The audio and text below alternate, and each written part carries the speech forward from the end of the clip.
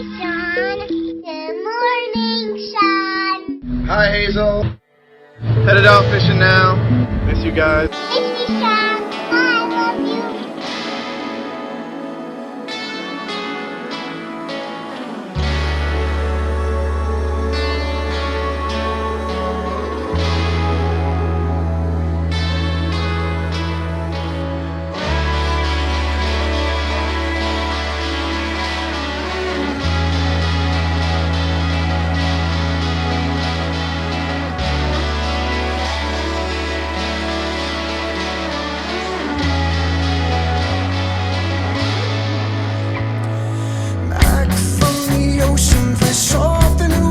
Dogs, tired but too anxious to stay home in one spot. So I sacrifice my liver and need for good rest to spend my only time off making memories with my best friends. Fun if I live, wealth if I see, trying to keep a balance of all constantly.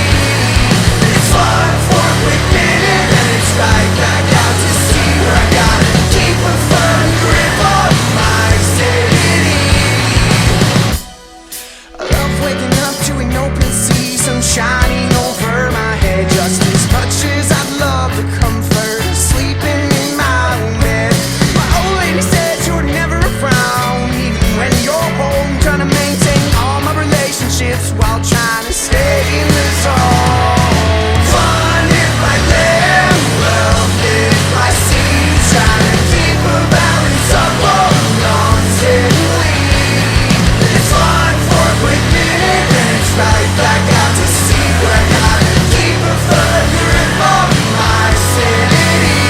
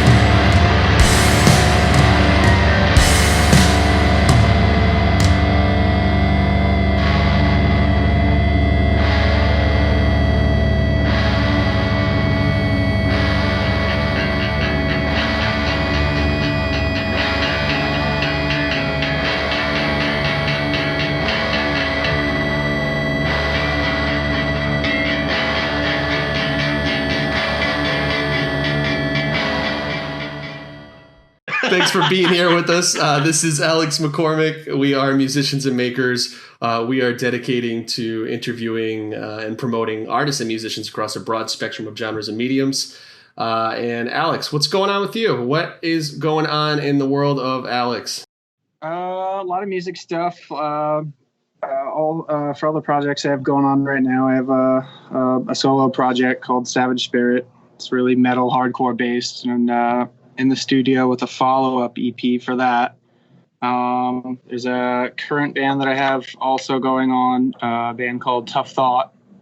I don't know, somebody coined it recently, Fisherman Emo, because of the video that the music video that we just released. And I don't really know how to label that band, but we have an EP out, and we're in the studio also for that follow-up EP. And then there's a cool project that I have going on that I get to kind of just take the back seat on, called The Violence, and that one's kind of a like really heavy surf rock, and We are currently in the process of locking down a drummer to track that follow-up EP. So other than that, the Violins has a music video in the works right now that our singer Matt Cugini is DIY working on himself. And A Thought has a full animation video for a single we're getting ready to drop by Jimmy Laser. And so, yeah, a bunch of stuff, music videos, recording, reconfiguring drummer situations for the Violins. But yeah, it's all pretty exciting. Keeps me very busy. Yeah, you're clearly very busy. That's like, I think one of those projects alone is like enough for some people. That's awesome. Yeah, you work too. How do you like divide your time between these projects? Well, luckily for me, COVID has been fruitful to me, as it probably has been some people, where I've actually had nothing but free time and adequate income to still be able to do these things. And from once in a blue moon, I'll be able to go take like some kind of commercial fishing trip, and I can reel in some extra money like that. But I'm actually in my workspace now. We're getting ready to, in 2 weeks, I'll be going back and doing insulation, and I'll be doing that to try to fund these projects and some of these endeavors. So there's some truth to the fisherman thing. All right. Sean, the drummer, he's like the entire backbone to how the Tough Thought band came to be. Because when we were first starting, like there was no intention on like being like a band or anything. We were just I was fishing with him for a while. I was co-hogging out of New Bedford, and we just write some songs in between fishing trips, and it kind of just accidentally became a thing, which is kind of a fun thing, I guess. Yeah, so there is truth to the fisherman thing, but mainly Sean. I feel like if any fisherman were to be like, oh, okay, cool, you went on like 30 trips in a year, like I don't know if they'd be like, yeah, you're a fisherman. They'd have their reservations about giving me full cred, you know? Sure. Yeah. One of my coworkers is like hardcore fisherman. He goes to tournaments like every week, like from springtime till probably next week. He's gone every Thursday at 3. He takes off time all the time for it. I'm like, I can't do it. I have no patience for it, and I get pissed. What do you mean? Like he goes like on a boat for a couple hours, or he like gets on a boat for a couple days? A couple hours. He does like bass tournaments and stuff. Oh, that's pretty sick. Yeah, he likes it. Kudos to that. I'm the world's worst fisherman. I haven't been since I was 12, and I think I threw my rod in the water last time I did it. So don't ask me about fishing. Yeah, it's tough. I mean, it's great money. Kudos to anybody who can live the lifestyle, hence the whole the Fun If by Land, Wealth If by Sea music video that we did. But like you said, like you were kind of like pointed out earlier, I got my hands pretty full with the creative projects here. So that's a tough one to commit to, man. 8 days or 3 to 4 days, depending on what kind of commercial fishing you do. That's a heavy commitment. So kudos to any potential fishermen that may see this that can ante up and commit to that lifestyle. Copen's definitely wild too. The fact that you have more time to write, super cool. Like we did an episode last week, and someone mentioned to us like they can't wait to see the kind of music that comes out of this. I just feel like so many people have the time to write right now, but also like might be coming from a completely different place than they were like a year ago. Do you feel like that's kind of affected your writing in the past year? Not really. Like if there was any portion of it that's been affected, there's probably one song out of all 3 of these bands or that it even barely kind of like gets touched on.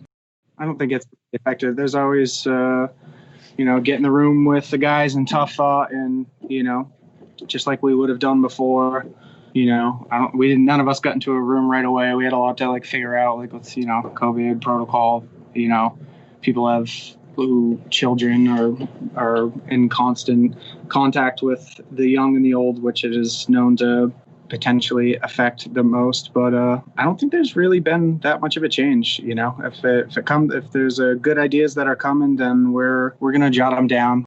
I don't think COVID's really drastically affected any sort of writing process or anything like that, other than that it took like 2 months for any of us to get back into a room together. Sure. Yeah, it seems to slow things down at least. I got to do like a social distance fest on like Instagram, which was kind of cool. Like, but then we just passed an account around and like bands would go on for like 20 minutes and shoot it to the next band. That was pretty cool. I thought I was going to hate that and like it was going to feel weird playing a show in front of like no people. But the fact that we could like check our phones and like just see like what people were saying and stuff. And people are like commenting like circle pit and shit like that. It was cool.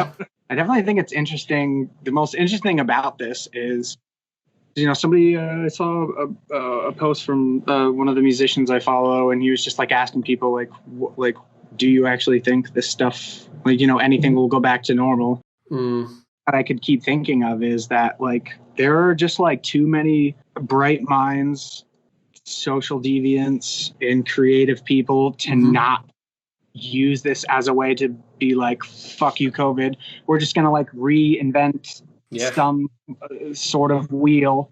And, whether it's like doing the live broadcasts and stuff like that, or finding different ways to have to like connect to their audience. And I just think that's interesting what's going to come of it. I feel like every time like, you cut off people from, something that they like really love doing, then they're just going to grow around it. How that's all going to transpire is going to be really cool. Yeah, I definitely feel that. So you told me to ask what happened with Ethan the other day. Ethan's from Tough Thought. Yeah. Oh my God. All right. So Ethan, important thing you need to know about Ethan. He's 20. He's a little bit younger than me, Sean, and Dave of the Tough Thought boys. While he can hang with the boys and he can hold his own when it comes to writing, and hold his own when it comes to having an opinion on the writing process without having to like back down and it be well respected. Again, he's like 20 years old as fuck.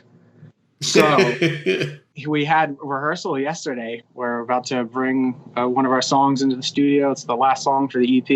Me and Sean are at lunch, the drummer, we're at lunch, and we get a message from him. He's like, yo, dog, I don't know if I'm going to be able to make it to practice today. We're like, oh, cool. Is everything all right? Like, are you good? And he's like, well, I've been having pains all day, so I'm going to the ER. So immediately me and Sean are just like, oh, everything is up, hope that, nothing like serious or anything. So we resume the practice with just the three of us. And then we get a text message from him that says, hey, so I'm leaving the ER now. But I will be there in an hour.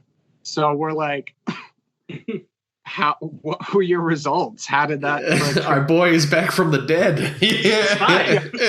Straight up, dude goes, the doctor said I just have heartburn. Oh no. I'm like, oh my fucking God. This poor fucking kid. Never had heartburn before, I take it. Kid, like, especially with everything going on right now. Found a way to be like in the prime of his health and, contract something deadly or gas. And then he's just like, no, the doctors just said I had heartburn. And I'm like, how did they conclude this? Like, walk me through this a little bit. They're like, well, when did you start experiencing the chest warmth? He's like, sub. I'm like, that sounds thorough, I guess. So I don't know. I just thought that was just adorable because he got there and it occurred to me. And this was kind of a smart ass kind of way of like thinking or whatever. And then I finally asked him when he got there, I was like, hey, Ethan, have you ever had heartburn before, buddy? And he's like, and I'm like, oh, so this is your first time, huh? And he's like, yeah. I was like, oh, God. Yes, there's just like a real innocence to him, and he's great. If it weren't for Ethan, we wouldn't be, which is an ironic time to be show ready, but we wouldn't be show ready. We wouldn't be able to do a lot of the cool things that we're going to be able to do, and he adds a really cool element. But hearing that fucking story had me crying laughing. That's awesome. So is there going to be like a Pepto-Bismol type titled song coming up? Yeah. All right. No, we'll just like next time he comes into practice, just like, glad you've gotten better sooner than we thought. And just a big hanging banner. That'd be perfect. So Tough Thought did some of its recording at Railroad Park Recording Company. What was that like? What is Railroad Park Recording Company? What can you tell us? Railroad is a recording studio out of Westport, Mass. It started maybe they've been a recording studio for a while, but the whole consensus is that when you go in, there are all these trailers that have been converted into different portions of the studio. And it is operated and ran by one of my very good friends, Kyle Therian. They're just great. And I don't think Tough Thought would have developed as much as it has without them. I think it is really ambitious and awesome, and I cannot shout out my friend Kyle Therian enough for how much work has been put into the place, from just this little cruddy one little trailer with this just like one little just cruddy room to you mic up his cabs and drums and stuff like that, to just like it full blown the works. One room here, a trailer over here, there's another trailer in the works so that multiple engineers can work at the same time. And I love Railroad. If I can afford to bring all my projects there, yeah. I wouldn't go with any other engineers. I like what Kyle does. He brings vocally, I don't think I would have been able to develop Tough Thought, those kind of vocals as much as I did. I don't know about you. I know you've done a fair share of bands and jamming and easily a lot of recording studio experiences. But I've been to a lot of different recording studios, a good handful. And the thing I like about Railroad is that, I don't know, he just like cares what's going on at all times. Sure. And there's never been this sense of being like rushed. There's never been this sense of him like making anything like monetary wise like a complete issue, and just every time you go in there, dude's ready to work. Or whether it's Clinton Lisboza, who will take on some of the guitars or bass sometimes, and they're have slowly grown to become real family to me as a person. Never mind just Tough Thought, but Railroad's great. Yeah, I recorded at Dead Air Studios and I friggin' loved it. But then like talking on like the podcast, I was talking to one of the guys from Au Revoir, and all he did was tell me how much he hated it there, Really? Which is, it's funny. It's just, I think we just all want something different in a studio.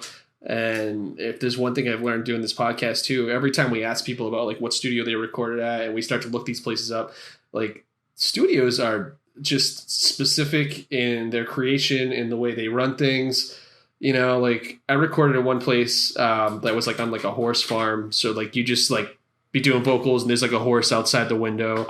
And that was just like serene as it is. You just felt like you were in your own world. It's just like, yeah, there's a lot to be said about the studio and how that brings a project together. And like when you find that spot, it's like, yeah, you want to stick to it. And man, if I could afford it every time, absolutely.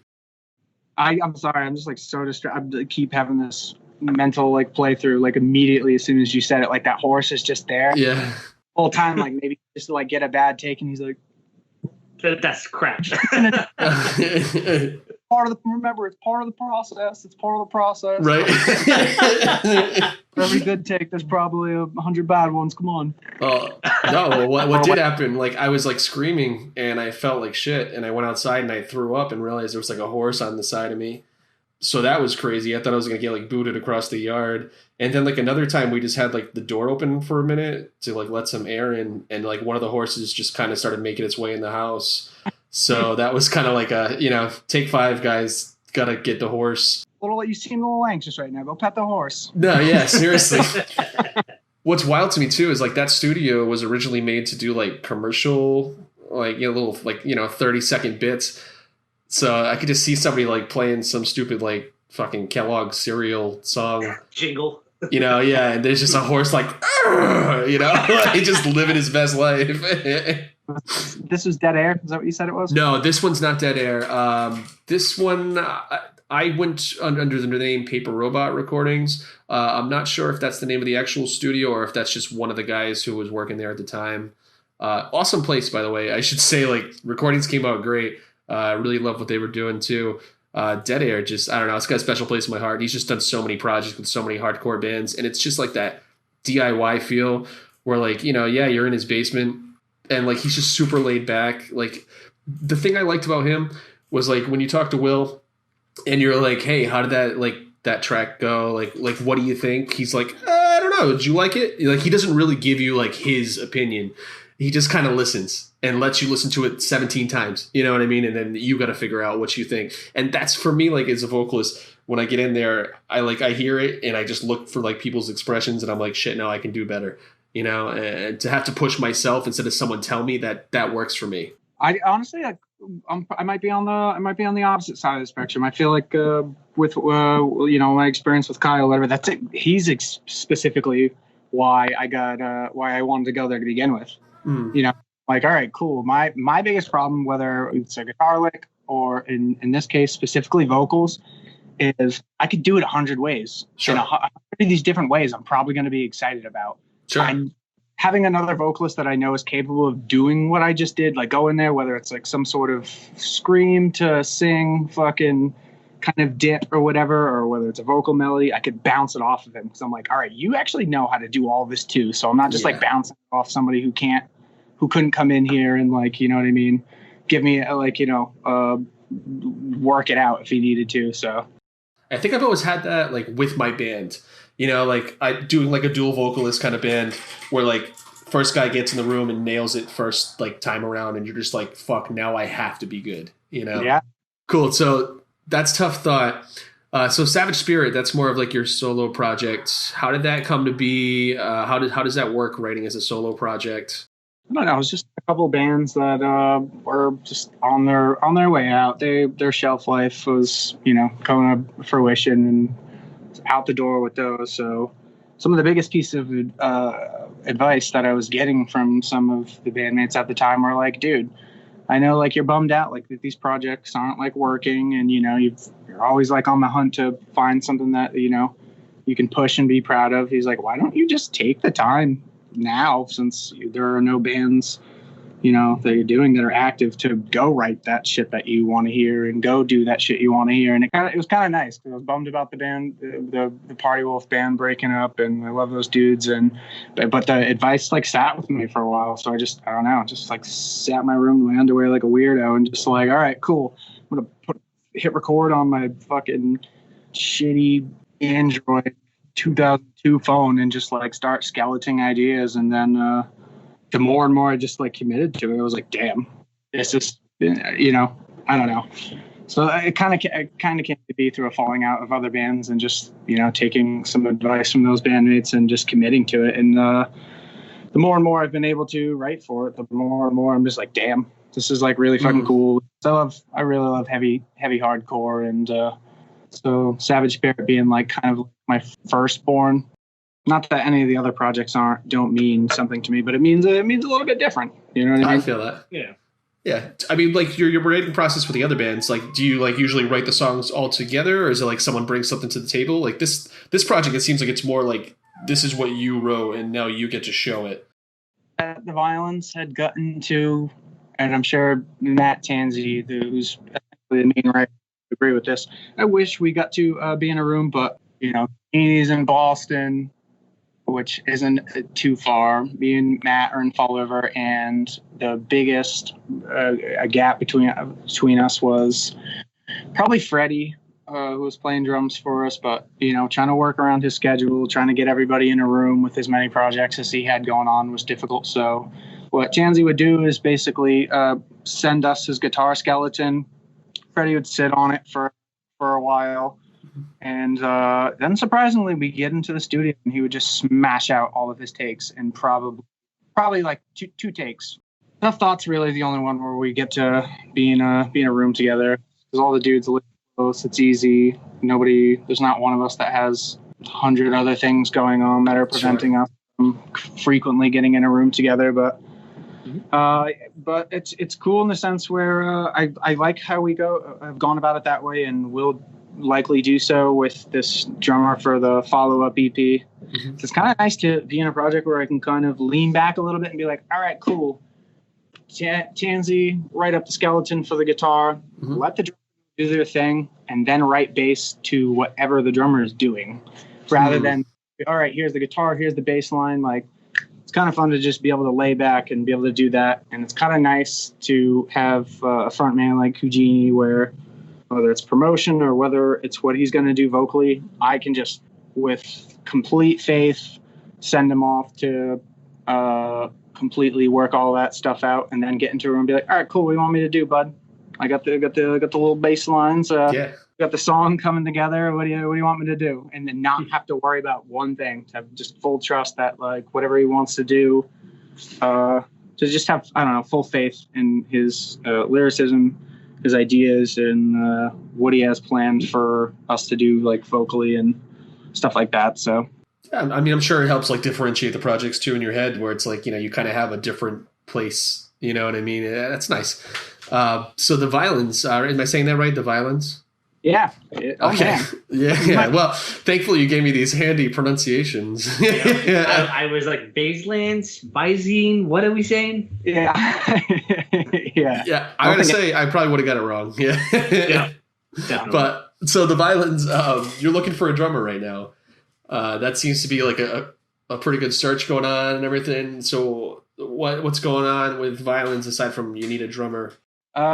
We got the music video. Kujini's getting that taken care of. I'm sure we'll do more like those weird infomercial video promotions. Aside from that, we've had heavy talks about going into Railroad and trying to get like just a live set down or do some sort of virtual live set kind of thing. Obviously, you know, the drummer thing being a recent thing that is a thing, it's kind of throwing that off, but. Yeah, video, new EP. There'll be 3 songs. It's gonna be a short one. I don't know. We were really eager to be playing the shows. We spent a year getting the project together, getting the EP done. Played our first show, and then boom, 4 days later, World shut down. Yep. Oh yeah. At least you got one in. Yeah. That was an interesting one. Interesting how. Yeah. I don't know. Maybe Houdini might be the only person who I know that wears his anxiety as well as he does. And he he's like, all right, this is how I'm going to deal with my anxiety for this show. I'm going to wear a fucking luchador mask. And I'm going to just stay myself in a luchador mask. Yep. But you could tell it was cute in the sense that like it's your first show. Like if you nail your first show, like completely nail it, cross the board, sound, how you're reading to an audience, response from the audience. If you nail all that like on the first time, like cool. I don't think it always happens, and it's interesting because he's playing in a luchador mask. 2, I can tell he's anxious, and so we got our cool little sound clip that introduces the instrumentation into the live set, and. I don't think Matt realized that Freddie was not behind his drum set. Oh no! Started playing it, so yep. You know the part where everybody's supposed to be coming in. Freddie's not back there. Matt doesn't realize it. I'm embarrassed, but I'm just gazing off. I'm like, this is not fucking happening. All right, somebody's got to say take 2 at some point. Yeah. So I'm just gonna fucking smile and wave. You know, Freddie comes in and I'm like, all right, cool. The nerves are gone. And then maybe into the second song, sure shit, something else would go wrong. I borrowed a wireless system from my friend Julian. Wireless systems all the time. Always the worst. So I was like, Julian's like tech savvy guy. So like, I always trust his opinion every time, all the time about, so I was like, when's the last time you changed this battery? He goes, oh, it's pretty recent. The thing's never died on me. Don't worry. I'm good. Like I shouldn't get I should have got a battery. That would have been the responsible thing to do. I did not, because I'm like, Julian knows more about technology than I do. So sure. I'm gonna trust him on this. Sure shit. Second song in, just all stoked, go for a strum, and I hear it give out. I'm not playing right now. I almost know nothing about how I would reroute this gear, so I'm just like, I'm just gonna keep playing. I'm just gonna keep playing this fucking bass right now. Keep looking at Julian and just hope that he's gonna see eye to eye on this one and be like, oh, he needs an adult right now. I get it. I'll come up with it. But it went over well. We finished. Nobody was like, hey, idiot, you ever played a bass before? Yeah, sure. And you don't know how to. What are you, 30? You don't know how to reroute where your sounds are supposed to be going in and coming from. But yeah, people were stoked on it. A bunch of friends showed up unprompted. All in all, it was a pretty interesting night. I remember Steve and I played a show on 12-12-12, which, you know, as you know, was the end of the world. Oh, shit. Right, yeah. But Still here. we played a show, and for some fucking reason, I thought it'd be a great idea to wear this like Wilford the Dog costume, and it was like a basement show. And also, I got some dumb idea in my head because I don't know, at the time, like, how old was I in 2012? Probably like 21, 22 or something like that, I think. You were a dumb Josh back then. Yeah, I was probably going to the hospital for heartburn, and I fucking, you know, I had this idea in my head that I was gonna make, like, because, you know, it's a basement show, bring your own alcohol and stuff. I thought I was gonna make like a buttered rum drink for everybody, and I literally put like a stick of butter and cider and rum together. And like butter, you know, curdled. Yeah, like 4 hours later, you're like taking a sip and you just got like a film of butter just like in your mouth. And I'm sweating and just smashing into the wall, and I can't play guitar in a Wilford the Dog costume. Didn't like, you unplug too? Probably, yeah. I think you unplugged. The hands came off, so that helped. But no, yeah, the costume thing, man, it can be done right, and it can also be done horribly wrong. Yeah, real well. Yeah, we've definitely had our fair share. Man, I learned how to like intonate my guitar properly, like in Europe while I was playing like a live studio set last year. That felt real stupid, you know. But hey, here we are. We did it. We're gonna do better next time. I don't know if you've already been a couple shows in and had specific kind of things go wrong that you can be precautious about the next time. If you're still having those issues, maybe then worry about first show. I mean, it's almost endearing if something goes wrong. Yeah. Yeah, I had to get rid of like a hollow body. I remember, Steve, I had like a hollow body Ibanez. Yep. That was like, it just fell out of tune all the time, or I get crazy feedback. And I thought the feedback was cool, but not if you can't control it. You know, like it was one of those things where like, all right, let's not do this again. Like 17 times. Wee! Yeah. Shout out to feedback. And I don't know if you're watching right now, but feedback, big fan of you, bud. Yeah, right. Big fan. I love feedback so much. Controlled feedback, though. They're just to kind of like lean into it, get the right. Yeah, I love a good controlled feedback. This was more like I can't control my instrument. Headache. Yeah. And it was like pretty music. It wasn't even like a feedbacky type band. It probably worked for like one song. So, can you tell us about some of your favorite artists and musicians? Big Every Time I Die fan. I feel like any of my friends who have ever probably heard the Savage Spirit Project are probably like, yep, it's pretty obvious. Probably more obvious than Converge, Chariot, Dillinger. I liked Tupac a lot. But the thing about some of the artists that I really enjoy, like somebody like Tupac, is like what you're able to like do with your platform. Like there's certain bands that I like for their sonic reasons, and like a Converge, like what they were able to do to build their little empire that they have going on from nothing and be so influential, and how they were able to influence bands, and how they were able to start their label, or Jake or whoever, all of which or who owns Death Wish or whatever, were able to use their platform to like, all right, cool. Now we've elevated to a status where like, we can take on young bands and bands that we believe in and stuff like that. Mm-hmm. And then like Tupac, it was just like, it's like a big one for me or whatever, because it became more about what he was doing with his platform than it was about the music. Like, some of the communities where he came from that, he'd be able to go home to and be able to, put his money where his mouth was in terms of, what areas that he wanted to, like give help to, and he wouldn't get media for it, so it didn't look like he was trying to like publicity to sell a record and stuff like that. And there's another New Bedford cat, this dude Trevor Vaughn. It kind of reminds me of like a Kurt Ballou or of sorts, whatever, and like Death Wish, whatever, where he's always grinding, man. He's always pumping out music. He's always pumping out sick fucking bands. What I really like about him is you can tell that, like, it's for him first, and, being able to share it with people, and how people respond in a positive manner or whatever is just kind of a bonus. But he's just always grinding, always putting out something different, something new, whether it's heavy or some electronic project that he wrote on a device that I don't even know what it is while he's out fishing, and comes back and he's gonna master this thing that I did on this little 1980s device or whatever it was. But Black Beach, definitely a lot of local love. Really like Black Beach. I really like what they're doing.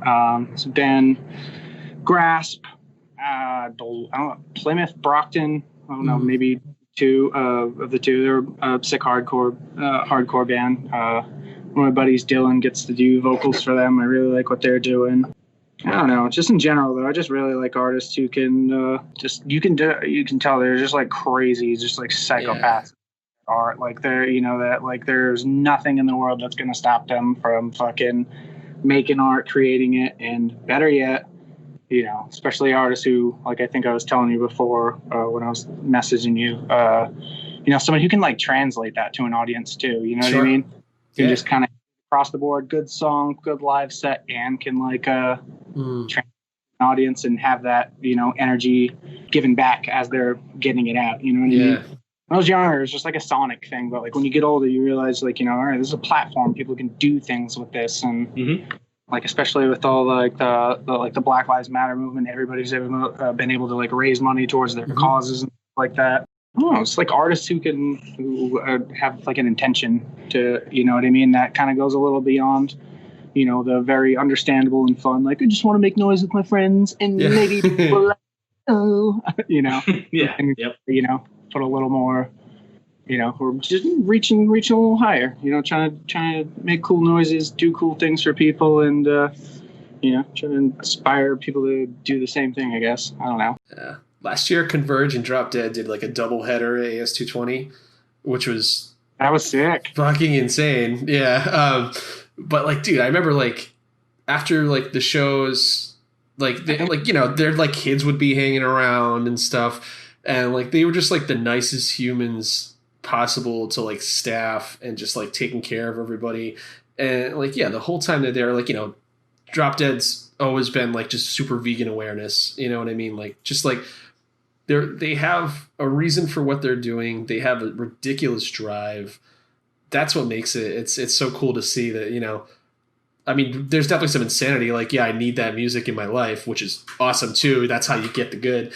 But like, just to see that there's something more behind it, it's cool to see. And those are great choices for sure. There's another one too.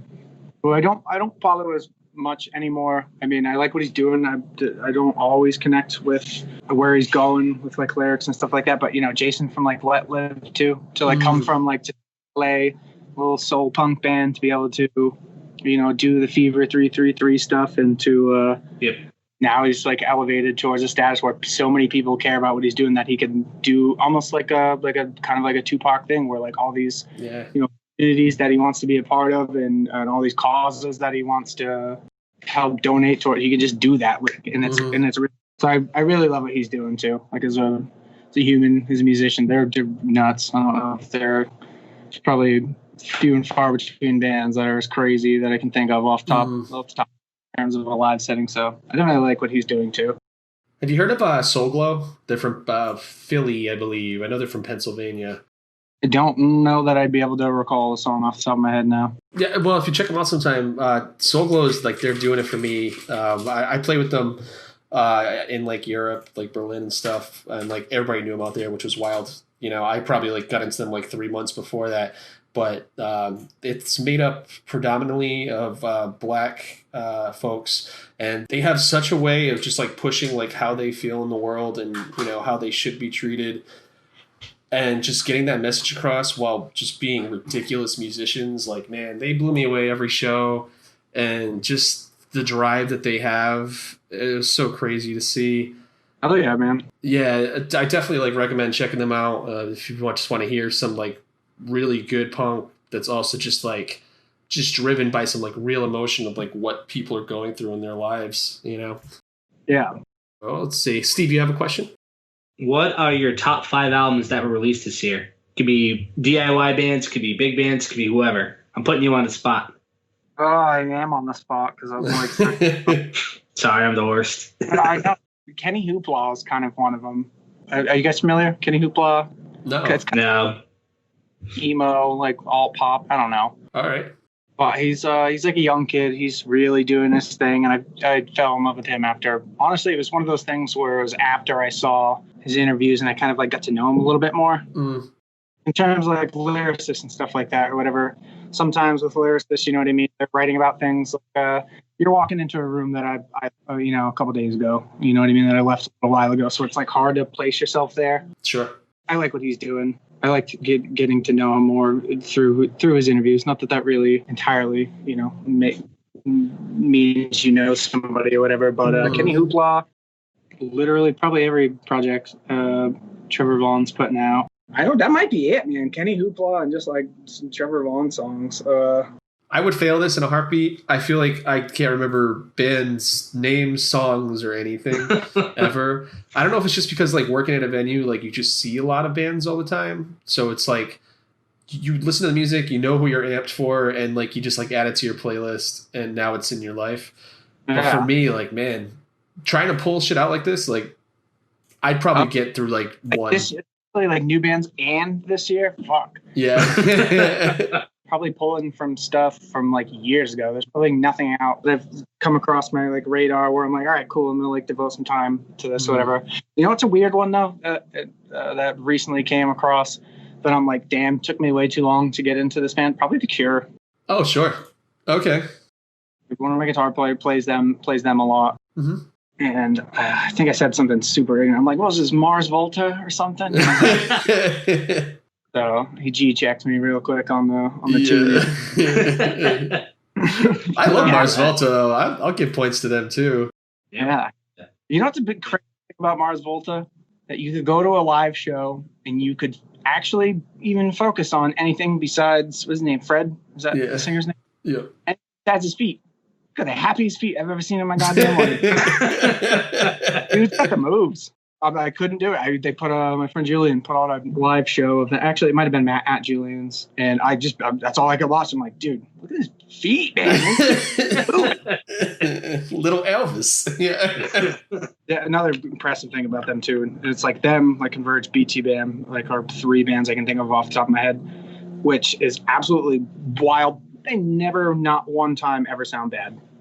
Never, not one time where I'm like, Jake was having an off day, or Frederick was having an off day, or, shit, I wish I could think of the drummer's name of Mars Volta. No, he was just off that day. Never, not one time. Completely dialed in always. That's like a Fall of Troy and stuff like that. Like, those dudes just, like, they just own it, and I'll never be that. I'll always be the guy who, like, I can do it 17 ways. I can probably make it sound good.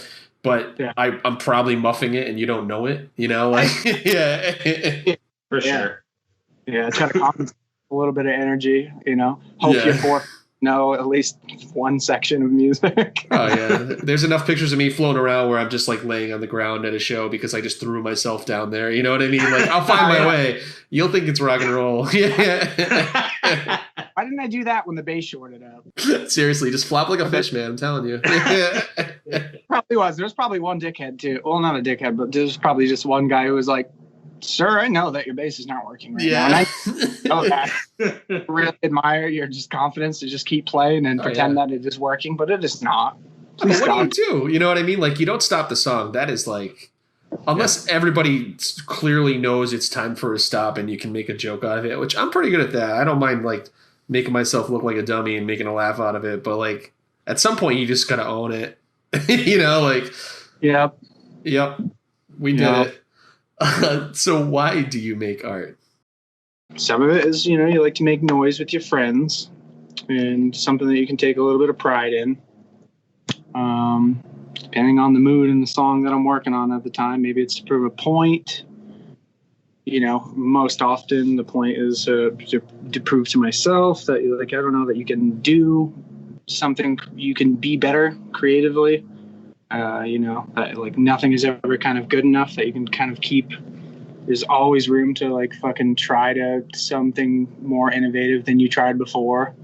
There's weirder parts of it too, where the play out in my head, which is kind of, maybe it's a crazy person thing, but I'm like, one day I have kids, and they're gonna be like, oh, what did my dad do?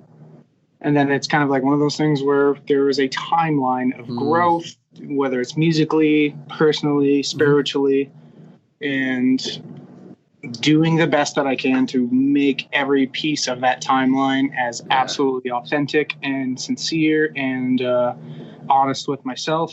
I feel like there's that kind of factor.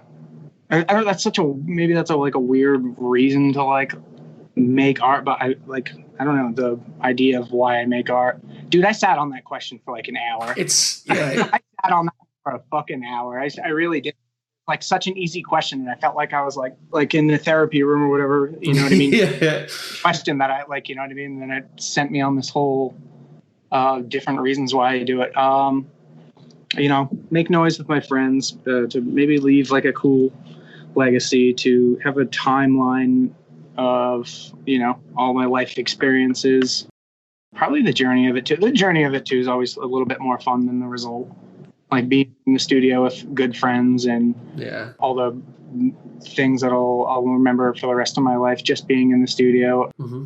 And then there's the live aspect, like, why do you make art? You know what I mean? To get into a live aspect where if I say these words and use these kind of notes, how will people respond? Kind of like, I don't know, the experiment. Social experiment, yeah. In a friendly way, nothing like malicious. Or see how you can get people to react. I don't know. One day you could make music that I can make like a career out of. I think that that's a driving factor where I'm like, the art's for me first, and you got to keep the integrity. It's for you first, man. And if people enjoy it, then that's a very real or whatever. But maybe one of these can take root, and somebody will stuff me in a van, and I can the idea of being able to interact with new people every day, or wake up in a new situation and use it as an opportunity to try to have positive experiences with people, and to see what I can potentially do if given the opportunity to apply that to a live setting. Like, how can I make this an intimate experience for people? How can I make it, no matter what, whether it's something that you're saying in between songs or the way that you're delivering your music, how can I use this as a tool to like connect with people? I've been on Fall River a lot of my life, so like the world looks pretty appealing and a lot of cool people out there, and I want to meet them. Absolutely. That's a tough question. Like I said, I sat on that for like an hour straight. I think you satisfied the answer rather well. Definitely, and for us, it's like we're just hoping that you accidentally say something that we just have a reason to pick on you for in the episode. So like like Tinder's it's a little scarce these days, and just I was just really hoping that I could write some fucking sexy tune. No, I don't know. No, I'm right there with you. Like historic wise, it's super important, and like I noticed that maybe like about a year ago, I was like hanging up some old albums that I wrote and stuff, like vinyls on the wall. And I found like this note inside one that like I guess we released with it, and it was just kind of said like, to my dad, I'll love you forever. And I had lost him that year, and we just spent like a year just like playing out live, and me just being a shit mess and just like getting that out there. Yeah. And like now like I look at that and I'm like, fuck yeah, like I'm so glad like we included that and that was part of it. And now like that's on my wall, and that's like, so now in the future, kids down the line, people in my life down the line, I could say like, oh yeah, I remember losing him. I remember going through that tough time, and that's what I was doing. That's how I pushed through. You know what I mean? And I have that story to give. That's awesome. And social experiment, absolutely. Like there's this dude I've seen a few times now. He lives at AS220. He goes by Brian Forever. And you want to talk about like a social experiment? I've seen this guy like, his act, like he started throwing like some hip hop now, and like he does his thing. But at first it was just more like he just got up there and just wanted to fuck with people. Like he would get up with like a cowboy hat on, like looking like a businessman, and he's got like a little like whiteboard, and he's like gonna break down to you like how to make money. And like by the end of it, you've seen him? Yeah. Jungle before it got shut down. Yeah. He used to live in Funky Jungle. Yeah. So like, yeah, that dude like would just lose his mind. Dude, that guy fucking tears. I was a bit drunk, but he brought me to fucking tears. That's how like powerful that. Super powerful. Cowboy hat, yeah. Oh my god. Cowboy hat. He strips down out of nowhere. He's wearing a dress. He's on the ground. Like the whole thing is a fucking mess. And I remember seeing, I think it was him. I played with him like a couple years before that. And like, he just had like a mask on, so you couldn't tell it was him. And if this wasn't him, my bad. This was somebody else. But like, he had like a mask on and an acoustic guitar, and he like started playing, and it was all fucked up, and it didn't make any sense. But then he pulled out a knife and just started stabbing it. And I just remember like the audience kind of like taking a couple, stabbing the guitar. Okay. Not himself, but like, I just remember the audience like taking a step back and looking around and like just almost like sizing up, like, if this goes too far, like, how do we get out and how do we stop this? Like, it stuck with me. I'll give him that. You know what I mean? Like, I'll always remember that show. From that to like Tinsel Teeth throwing up on themselves, beating themselves up live, like inviting the audience. Like, if you had to stop that, do you challenge him to a fucking duel? I don't know. Like, I also brought my knife. They're up. But no, they stick. You know what I mean? And to be able to kind of give that message, cool. Absolutely reminded me of that guy. God damn.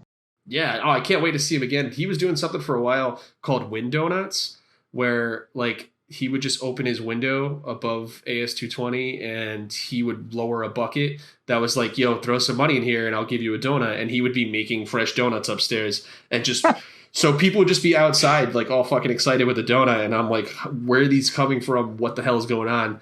It was great. Yeah, he always brought some down for us, Why have I not tracked him down and tried to be friends with him? Yeah, I could definitely get in touch with him.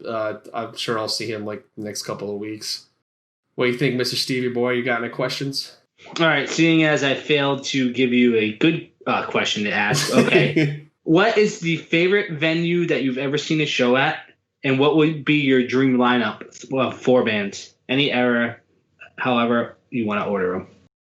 There's so many sentimental. I have to say the Funky Jungle only because of all the sentimental things that are good. And it was my favorite venue because there was, DIY, donate what you can give. They had a real knack for bringing in bands that, 90% of the time, 90% of the bands were, had their shit together, were great, bringing in touring bands. And it was just always packed. And my favorite thing about some of that was just like seeing like some of the younger crowds being able to be like, all right, cool. Yeah. Like, I'm broke as fuck. I'll grab a fucking tall boy and go down to the Funky Jungle and check out some new bands. And it was like that kind of thing. Just, I don't know. I really liked the shows that I've seen there. I would like to see Product of Waste, or P. Terry Iovino, Product of Waste, Converge, Every Time I Die. I don't know. Throwing Little Dicky. Little Dicky. Yeah. He's the headliner. Yeah. Let's go. He's outside with like a fucking boombox or something. They got like the big fire outside in the back. Little Dicky's going. You don't even really know he was a part of the show, but like, be surprised. He's dude. What's up? Right. That's awesome. Fuck. There's too many people. I don't know. We're not throwing Tupac in there. We're not doing any holograms. Yeah. Well, we did an episode with Josh Marcy. I don't know if you know Josh Marcy, but he like pretty much only named dead people. He was like, there's too many people in the world that like I want to see still. So I'm just going to like bring them all back from the dead. So, but no, the hologram, that's bullshit. No, we're all good with that. Yeah. Real or nothing. Unless they want to make a hologram of me. Maybe I'd play like hologram me, like, like a little face off. You can drink the most buttered rum. Oh, God. It doesn't end well, ever. There's so many. I don't know. I'd be sitting here thinking forever. Obviously bands like Nirvana would be cool to see. Yeah. Obviously, the Beatles would be sick. Imagine the Beatles at the fucking Funky Jungle. What the fuck? That'd be insane. Too many, yeah. Tupac. Not Tupac. Terry and the POW boys. Every Time I Die. Converge. Little Dicky. Why not? Let's do it. Little Dicky. Let's go. Let's go, you DIY fucking punk kids. I didn't think we'd end up here, but we're going to end the episode on Little Dicky. And yeah. So, Alex, thanks again for being with us. Shout out to Little Dicky. Check out Alex's projects. Where can we find out more about your music? All of the projects are on all streaming platforms. We got Bandcamps. It's toughthought.nbma.bandcamp.com, savagespirit.bandcamp.com, the vislins.bandcamp.com. We're on Spotify. Actually, the only thing that I would have to mention is if you're going to try to find Savage Spirit on Spotify, you made the mistake of not copywriting the band name. Oh, no. Before it was uploaded. So if you're searching Savage Spirit and you run into some jungle trap music, band kind of thing, I'm pretty sure when you're looking through the albums, you'll be able to figure out which one is not them. But I'm down with the jungle trap too. Yeah. I might have to re-release as Spage Spirit or something like that. Put some thing on there to make sure it's copyrighted the right way and not affiliated with another band. But yeah, we're all on streaming platforms, YouTube. There's music videos for Tough Thought and the Violins. And this has been pretty cool. I don't want to puke anymore. I work through it. Awesome. Hey, thanks again. You can check us out, musiciansandmakers.com, all over Spotify, Instagram, Facebook. You can find us all over the internet. And yeah, thanks again for your time. Little Dickie out. Yes, sir. Cheers. With my best friend.